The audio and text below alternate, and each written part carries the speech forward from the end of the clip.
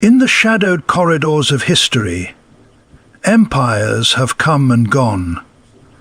They arrived with flags, with fire and with fury, each believing they could bend the will of a nation steeped in time. And so, once again, a great force advanced, not with curiosity, but with command. Not to learn, but to silence. They came not to understand Iran, but to unmake it.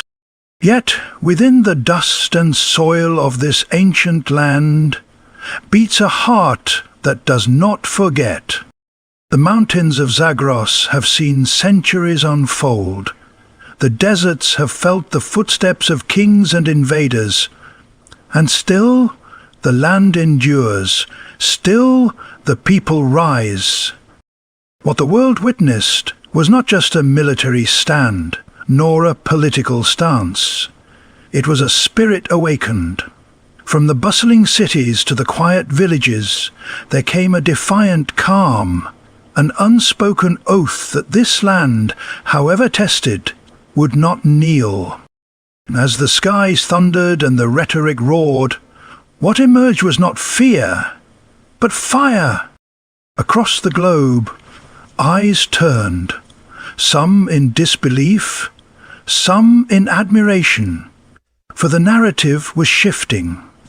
A nation meant to be shattered had become a symbol of strength. Those who sought to isolate it had, unwittingly, amplified its voice. Young faces lit by candlelight, mothers holding their children a little tighter, veterans remembering why they once stood tall. The nation was not broken. It was breathing stronger, louder, prouder. This was not the tale of a superpower undone. This was the story of a people unbroken. And in the silence that followed, as the dust began to settle, the world listened not to the might of weapons, but to the echo of courage. Because in the end, it wasn't Iran that was humbled. It was the idea that any force, no matter how vast, could crush the soul of a people whose roots are older than empires. They came to break Iran, but its courage shook the entire world. The historical resilience of Iran is deeply rooted in its long and complex civilization, dating back over 2,500 years to the era of the Achaemenid Empire. This land has stood as a bridge between East and West, surviving waves of invasions, occupations, and ideological assault. From Alexander the Great to the Mongol hordes, and later colonial manipulations and modern superpower interventions, Iran has endured every attempt to erase its sovereignty or dilute its cultural essence. Despite the brutal impacts of war, embargoes and isolation, the Iranian spirit has never succumbed. What sets this nation apart is not just its military strategies or political tactics, but a deep, unshakable connection to identity, culture and history. The Persian language, literature, art and traditions have remained intact through centuries of turbulence, giving its people a profound sense of continuity and purpose. The 20th century brought new challenges: foreign oil interests, regime changes orchestrated by outside forces, and decades of sanctions aimed at pressuring its internal systems. Yet every time the world believed Iran would fracture, it found a way to regenerate. The 1979 revolution, regardless of one's political stance, was a monumental example of grassroots resistance against external control and monarchy alike. It signaled to the world that Iran's people would not be dictated to by foreign agendas, no matter how overwhelming the odds. In more recent decades, amid international isolation and economic hardship, Iran has developed independent industries, a self-sustaining defense strategy, and a population that values self-reliance. This enduring strength is not merely political, it is cultural and emotional. Poetry by Hafez and Rumi, music that echoes through generations, and traditions like Nowruz showcase a nation that remembers who it is, even when the world attempts to redefine it. The Iranian people have grown accustomed to adapting under pressure, turning adversity into resilience. Even under extreme sanctions and global scrutiny, they continue to push forward, drawing strength from a heritage that has seen empires crumble and borders shift, yet still remains. This historical resilience is not a myth or slogan. It is a lived reality that fuels modern Iran's stance in the face of any new attempt to diminish its place on the world stage. A fresh wave of confrontation against Iran emerged not as a surprise, but as a calculated move by those who believed that pressure, both militarily and economically, would finally break the backbone of the Islamic Republic. This recent attack or escalation was not merely a random event. It was rooted in a larger strategy aimed at destabilizing the country from within, weakening its influence across the region and curbing its independence in global affairs. It involved the orchestration of targeted strikes, intense diplomatic isolation, and cyber warfare. Alongside the physical aggression came psychological tactics, where global media painted Iran as an uncontrollable threat to peace, thus attempting to justify international action against it. The goal was disruption, not only of military infrastructure, but also of national morale. Critical systems were targeted to provoke unrest, and efforts were made to exploit existing tensions within the society. The planners believed that after years of economic sanctions, the population would be too fatigued to resist, too divided to unify, and too disillusioned to care. This miscalculation would prove to be a turning point. The force applied was meant to crush, but it instead awakened something far deeper. The aggression was seen not just as an attack on military sites or political positions.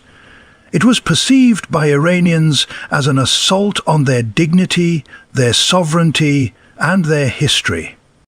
This recent confrontation was also marked by an unprecedented show of technological aggression, with advanced drones, cyber incursions, and coordinated misinformation campaigns. Yet Iran's defense mechanisms, both technological and social, responded with unexpected coherence. Its missile systems activated swiftly, its public media countered narratives with clarity, and its population, even those critical of the government, rallied in defense of the homeland. Far from being fragmented, the country displayed an unsettling unity that caught its adversaries off guard.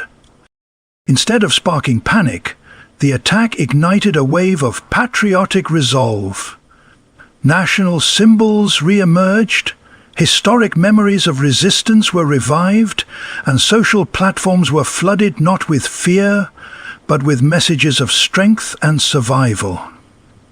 The recent confrontation, intended to deliver a strategic victory to Iran's opponents, instead became a moment of national reckoning. It reminded both Iranians and the world that this was not a fragile state waiting to collapse, but a deeply rooted nation prepared to withstand storms. The moment the recent aggression against Iran began, the reaction from within the country was swift, unified, and powerful. Across the political spectrum, among rich and poor, in cities and rural villages, a rare collective consciousness emerged. What could have been a moment of panic or despair instead transformed into a national awakening. The people of Iran, regardless of their internal divisions or debates about leadership, understood that what was at stake was not a government, but a homeland. They did not respond with chaos or fragmentation, but with clarity of purpose. Men and women, young and old, joined in solidarity, making it clear that Iran's dignity was not negotiable. Social media lit up with messages of support for the military and emergency workers. Volunteers rushed to donate blood. People gathered in public squares, chanting not in fear, but in defiance. Even those critical of the government stood firm in defense of the nation's sovereignty. It was not about ideology anymore. It was about identity. The attack, intended to provoke internal unrest and collapse, had the opposite effect. Instead of breaking the people, it bonded them. Symbols of cultural pride, historic figures of resistance, and poetry from Iran's golden past were resurrected in public discourse, reminding everyone that unity was the nation's greatest weapon. At the leadership level, there was no visible confusion. Decision-making was fast, coordinated, and strategic. Military units were deployed not with panic, but with precision. Communication channels remained stable. Analysts who had expected riots or civil disobedience were surprised to find a calm yet fierce population ready to endure and resist. Iran's religious leaders, political figures, celebrities, and even athletes called for national unity. The air was thick, not with fear, but with resolve. This widespread solidarity extended beyond borders as well, as diaspora communities in Europe, North America, and the Middle East voiced their support for the homeland. The psychological warfare intended to divide had only served to unify. Iranian flags hung from balconies, national anthems echoed in homes, and youth raised slogans that had not been heard with such passion in years. The world watched, many in disbelief, as a population under immense pressure stood, not fractured but fused with determination. This collective stance sent a powerful message to aggressors and observers alike, that Iran may be targeted, but it will not be broken from within. The unified response of Iran to the recent aggression sent powerful ripple effects across the globe. What began as a targeted strike or calculated campaign against a single nation quickly evolved into something far larger than expected. Across the Middle East and beyond, countries and populations that had remained silent or neutral began to take notice. Iran's defiance against overwhelming odds was not just a national reaction, it became a symbol for others who felt marginalized, pressured, or dominated by greater powers. The resilience shown by the Iranian people reminded the world that courage could come not just from strength, but from unity and rooted identity. In nations across the region, people began drawing comparisons to their own histories of resistance and struggle. Flags and slogans of solidarity emerged from places where open support had once seemed unlikely. Beyond the region, in parts of Africa, Asia, and Latin America, Iran's stance struck a chord with people who had experienced colonization, economic exploitation, or military occupation. News outlets began shifting the tone of their reporting, covering not just the military developments, but the human stories coming out of Iran. The mothers holding firm, the students speaking out, the poets and artists invoking centuries-old verses of perseverance. These narratives began to inspire grassroots movements, civil society organizations, and even political commentators who previously had dismissed Iran as isolated or unapproachable. In the West, the images of ordinary Iranians standing resilient against fear began to challenge preconceived ideas. While governments and media had long painted Iran as a threat, the courage of its people began to shift that perception. Public discussions in universities, think tanks and community forums turned to the question of whether Iran had been misunderstood or misrepresented. The strength of a nation under siege was forcing a re-evaluation of narratives that had gone unquestioned for decades. People were now seeing not just a government, but a people with history, culture, and an unmistakable will to survive. Even governments that had quietly supported the aggression began facing questions from their own citizens. The question was no longer just about strategy, it was about morality, justice, and truth. Iran's defiance did more than protect its borders, it stirred something global. It reminded the world that sovereignty is sacred, and that a nation's right to stand firm cannot be decided in foreign boardrooms. It became a mirror, reflecting how deeply people everywhere longed for dignity, resistance, and the power to say no. In the unfolding aftermath of the confrontation, a striking shift began to occur in the global narrative surrounding Iran. For years, dominant powers and international media had worked to frame Iran as a principal villain in geopolitical affairs, branding it as aggressive, destabilizing, and unyielding. This portrayal served to justify sanctions, military threats, and diplomatic isolation. However, when Iran responded to the latest wave of pressure with calm defiance and a deeply rooted sense of national unity, the world began to see through the carefully curated image of Iran as a reckless antagonist started to erode as footage of civilians organizing relief efforts, families standing resilient under threat, and public displays of unity reached international audiences. The aggressors, who had positioned themselves as defenders of peace, were now being questioned more critically.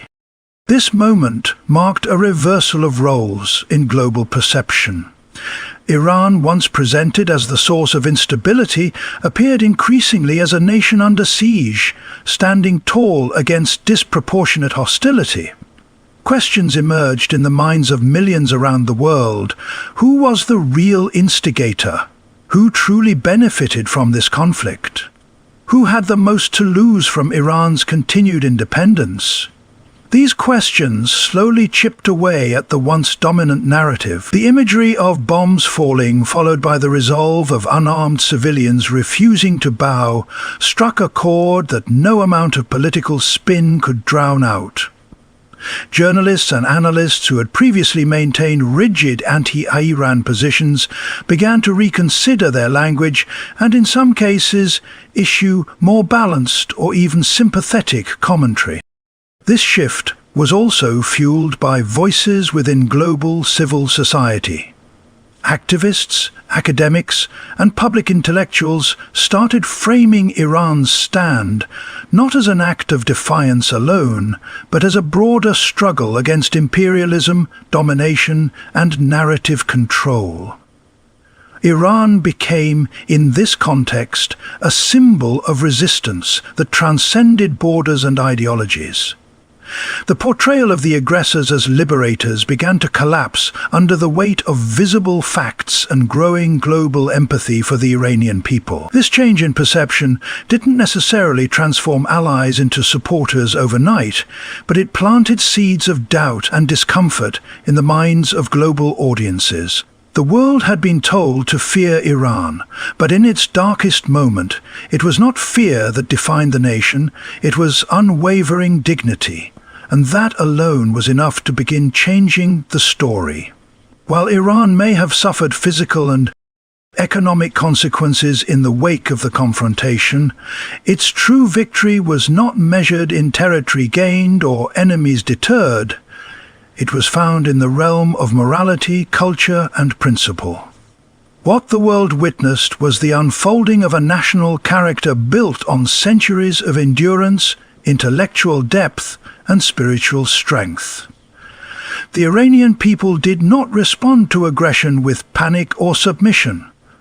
They responded with dignity, discipline, and determination. In doing so, they secured a moral triumph that resonated far beyond the battlefield.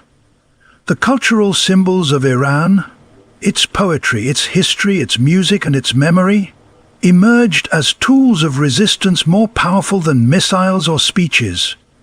Artists, students, and scholars rallied not to destroy but to preserve and proclaim a national soul that could not be colonized or corrupted. This cultural resilience played a crucial role in shaping the global perception of Iran during the crisis. The adversaries who expected fear were met with poetry recitals and marches. Those who anticipated silence were met with voices that echoed through mosques, schools, and marketplaces. In resisting not only with weapons but with wisdom, Iran demonstrated that the foundation of a nation's strength lies in its identity. That identity, rooted in thousands of years of civilization, acted as an invisible shield, protecting the spirit of the people even when material conditions grew harsh. Families supported one another. Communities gathered in solidarity. And even in moments of grief, the Iranian public maintained a tone of pride and resolve. This moral and cultural victory also served as a counterweight to the overwhelming narrative machinery of the aggressors. While global media outlets and political figures tried to label Iran as the antagonist, images of collective prayer, unity, and resilience told a different story. People around the world began to distinguish between a government's policies and the soul of its people. Iran, in the face of intense external pressure, had not only stood tall, but had elevated the discourse around resistance, sovereignty, and cultural pride.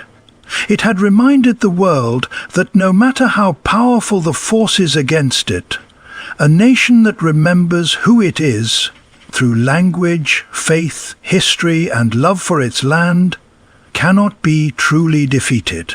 That quiet, steadfast courage left a mark no army could erase.